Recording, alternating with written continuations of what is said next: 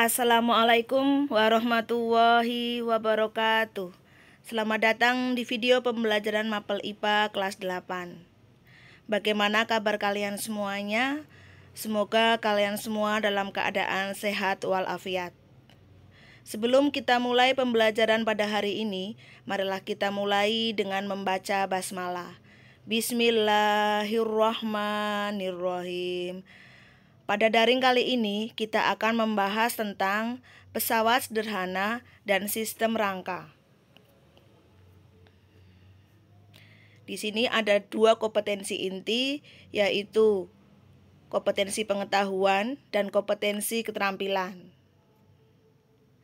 Untuk kompetensi dasar, yaitu yang pertama, mendeskripsikan kegunaan pesawat sederhana dalam kehidupan sehari-hari dan hubungannya dengan kerja otot pada struktur rangka manusia. Yang kedua, melakukan penyelidikan tentang keuntungan mekanik pada pesawat sederhana.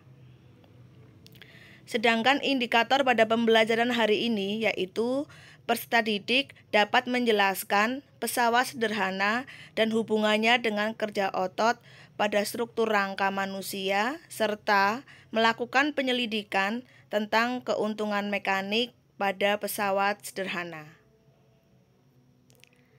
Di sini ada 3 tujuan pembelajaran.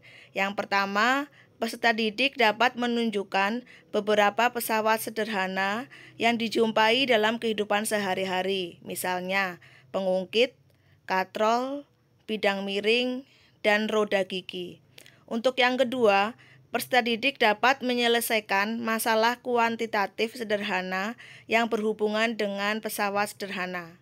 Dan yang ketiga, peserta didik dapat mendeskripsikan pesawat sederhana dan hubungannya dengan kerja otot pada struktur rangka manusia. Kalian amati ada 2 gambar. Kegiatan manakah yang melakukan kerja atau usaha dengan lebih mudah? Apakah manjat tembok untuk kita naik ke lantai kedua, atau kita menggunakan tangga yang merupakan bidang miring? Coba mana yang kalian pilih? Ya, pasti kita akan memilih menaiki ke lantai kedua dengan menggunakan tangga. Pesawat sederhana adalah sebuah alat tunggal yang dapat mempermudah dan mempercepat kerja. Contohnya dari bidang miring, pencabut paku, palu, roda, dan gunting, dan lain sebagainya. Apa sih keuntungan pesawat sederhana? Pesawat sederhana itu tidak mengurangi besarnya usaha, tetapi hanya memperkecil gaya. Jenis-jenis pesawat sederhana ada 4. Yang pertama tuas atau pengungkit, yang kedua bidang miring, yang ketiga katrol, dan yang keempat roda. Untuk yang pertama yaitu tuas atau pengungkit. Dalam kehidupan sehari-hari, orang menggunakan pesawat sederhana untuk mempermudah melakukan usaha. Contohnya, cara memindahkan batu yang besar dengan menggunakan tumpuan pada alat tersebut di antara batu dan gaya kuasa. Jadi di situ tumpuannya berupa batu kecil, kemudian bebannya berupa batu yang besar yang akan kita pindahkan. Kemudian kuasanya, berarti tempat yang kita pegang. Kemudian macam-macam tuas atau pengungkit. Contoh untuk pengungkit yaitu gunting, gerobak sorong, penjepit roti, pinset, tang, sekop, jungkat-jungkit, palu. Kemudian untuk penggolongan tuas atau pengungkit. Berdasarkan posisi dari kuasa, beban, dan titik tumpu, maka tuas digolongkan menjadi 3 golongan. Untuk yang pertama, golongan 1, itu titik tumpunya di tengah. Sedangkan untuk golongan kedua, beban yang di tengah, dan golongan yang ketiga, kuasa yang di tengah. Untuk pengungkit, golongan pertama yaitu jungkat-jungkit, pencabut paku, gunting, catut, tang, palu, dan lain sebagainya.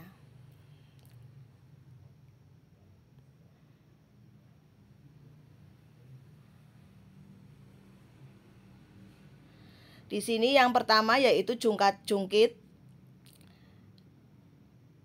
titik tumpunya di batu sini. Sedangkan anak perempuan ini mungkin bisa sebagai beban dan anak laki-lakinya sebagai kuasa atau kebalikannya. Jadi di sini titik tumpu berada di antara beban dan kuasa. Untuk gambar yang kedua yaitu untuk pencabut paku. Di sini titik tumpunya di sini.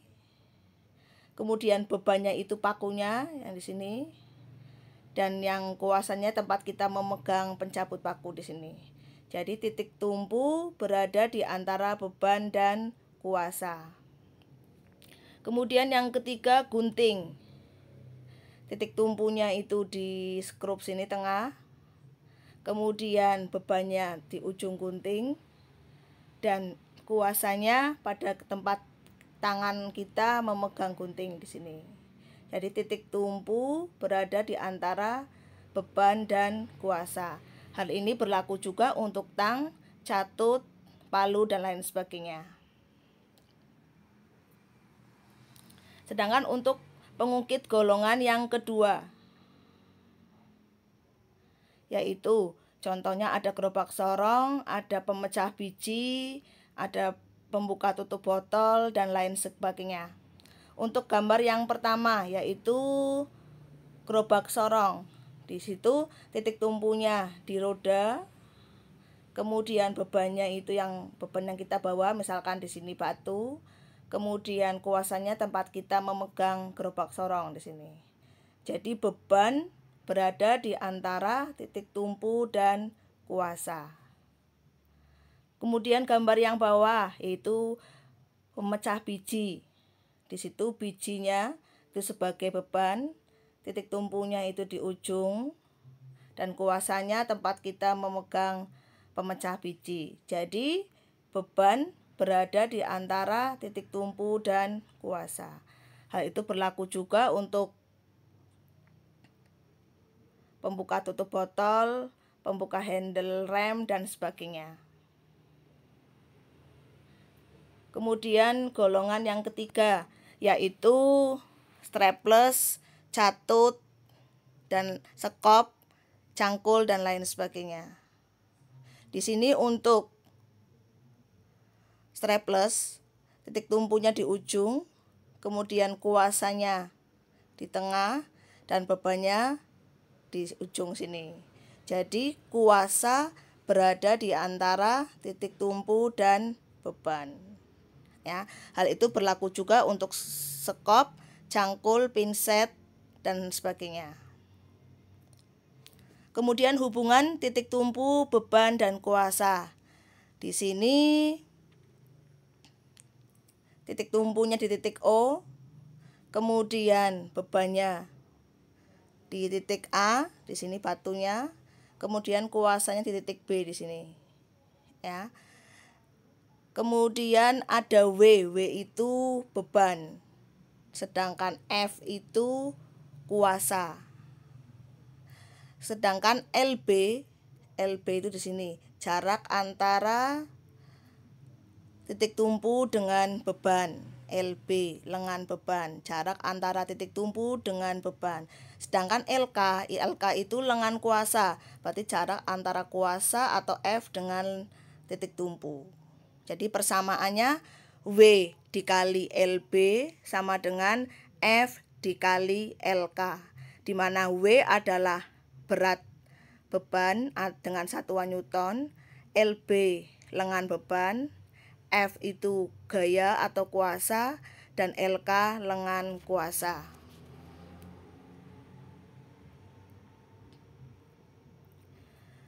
Untuk pesawat sederhana yang kedua yaitu bidang miring. Ya, misalnya kalian menaiki rumah dengan menggunakan tangga rumah yang merupakan bidang miring. Kemajuan teknologi untuk mencukupi ruang, maka orang memilih membangun gedung tempat bertingkat. Bagaimana cara yang dilakukan agar naik sampai ke lantai atas tentunya dibuat dengan menggunakan tangga dengan kemiringan tertentu. Jadi untuk mempermudah kita menaiki lantai kedua atau lantai ketiga dan seterusnya, kita bisa menggunakan tangga yang merupakan bidang miring. Kemudian energi potensial adalah energi yang dimiliki oleh suatu benda karena kedudukannya. Di sini pada bidang miring,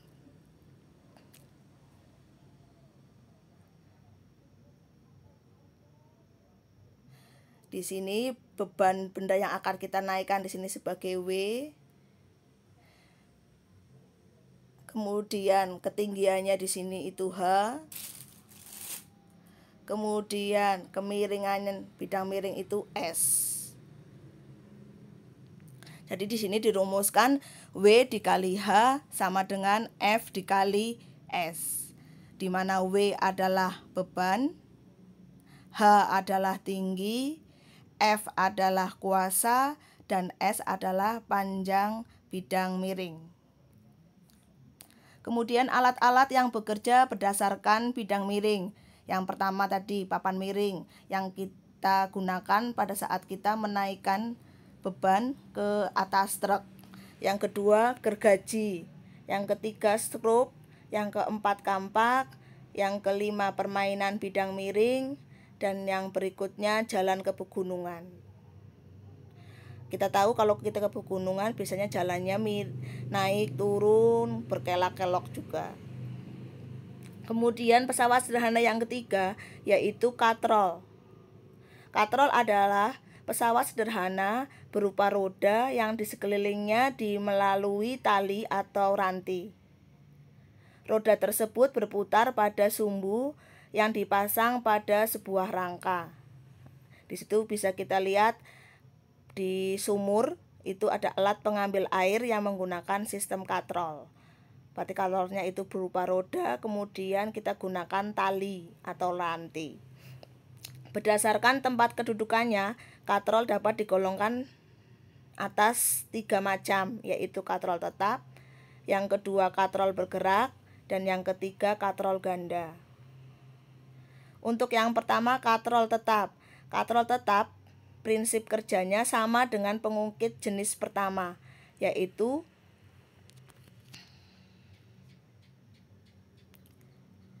titik tumpu di sini berada di antara beban, yaitu di sini, dan yang kuasa di sini. Jadi titik tumpu berada di antara beban dan kuasa. Pada katrol tetap, lengan beban di sini antara O dengan B. Ini lengan beban di sini. Kemudian lengan kuasanya antara O dengan A. Di sini L B, di sini L K. Sehingga keuntungan mekaniknya sama dengan LK per LB. Di mana LK dan jarak antara LB dengan besarnya antara LB dengan LK itu sama. Jadi keuntungan mekaniknya sama dengan 1. Berarti tidak didapatkan keuntungan mekanik, tetapi didapatkan keuntungan arahnya saja. Jadi pada katrol tetap itu keuntungan mekaniknya sama dengan 1. Jadi dia pada katrol tetap tidak memiliki keuntungan mekanik, tapi hanya keuntungan arah saja. Untuk katrol yang kedua, yaitu katrol bergerak. Katrol bergerak adalah katrol yang bergerak bebas saat katrol dipakai. Prinsip kerjanya sama dengan pengungkit jenis kedua, yaitu beban berada di antara titik tumpu dan kuasa. Jadi bebannya di sini, di tengah, kemudian titik tumpunya di sini, dan kuasanya di titik A di sini. Jadi beban berada di antara titik tumpu dan kuasa. Pada katrol bergerak, lengan beban itu B ke T, lengan bebannya di sini. LB, lengan beban. sama dengan setengah dari lengan kuasa. Dari lengan kuasanya dari A ke B. Nah, ini LK. Berarti besarnya LB itu 1 bagian, sedangkan besarnya LK itu 2 bagian. Sedangkan tadi keuntungan mekanik sama dengan LK per LB. Jadi 2/1. Jadi keuntungan mekanik pada katrol bergerak itu sama dengan 2. Berarti untuk mengangkat cukup setengah gayanya saja. Sedangkan katrol yang ketiga yaitu katrol ganda. Untuk memperoleh semakin banyak keuntungan mekanik, beberapa katrol tetap digabung dengan katrol bergerak yang disebut dengan katrol ganda. Keuntungan mekanik katrol ganda dapat ditentukan dengan menghitung banyaknya tali yang terdapat pada katrol bergerak. Semakin banyak tali, otomatis semakin besar keuntungan mekaniknya. Kemudian pesawat sederhana yang ketiga yaitu roda gigi atau gear. Contohnya pada sepeda, di mana sepeda menggunakan sistem roda gigi atau gear. Apa sih gear itu? Gear adalah sepasang atau lebih roda bergigi yang saling berhubungan yang berfungsi meneruskan gaya dan bergerak. Jadi pada sepeda itu punya beberapa roda gear yang bagian depan, yang di tengah itu, dan roda gigi yang berada di belakang. Di mana efisiensi sama dengan energi keluaran yang bermanfaat dibagi energi masukan total.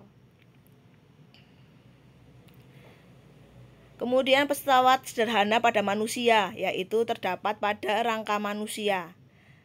Yaitu tubuh kita ini juga bekerja berbagai prinsip pesawat sederhana. Otot-otot di leher bekerja ketika kita sedang mendongakkan kepala. Jadi pada saat kita mendongakkan kepala, otot-otot yang di leher kita otomatis akan bekerja.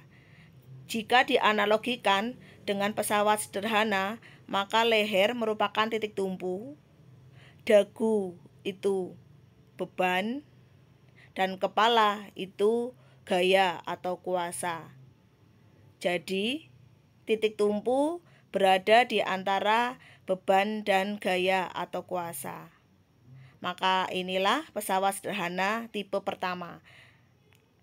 Jadi pada saat kita mendongakkan kepala, itu kita sebagai pesawat sederhana atau pengungkit atau tuas jenis pertama, yaitu titik tumpu berada di antara gaya dan beban.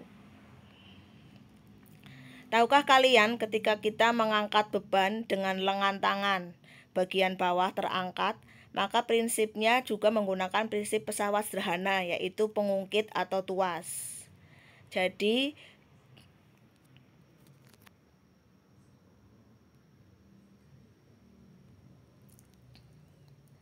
titik tumpunya itu di siku,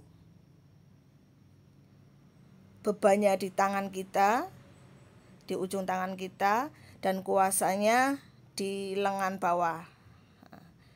Jadi titik kuasa berada di antara titik tumpu dan beban.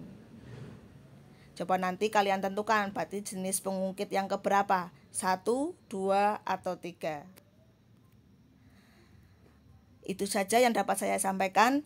Marilah kita akhiri pembelajaran hari ini dengan bacaan hamdalah. Alhamdulillahirabbil alamin. Tetap semangat ya walaupun kalian pembelajaran melalui daring.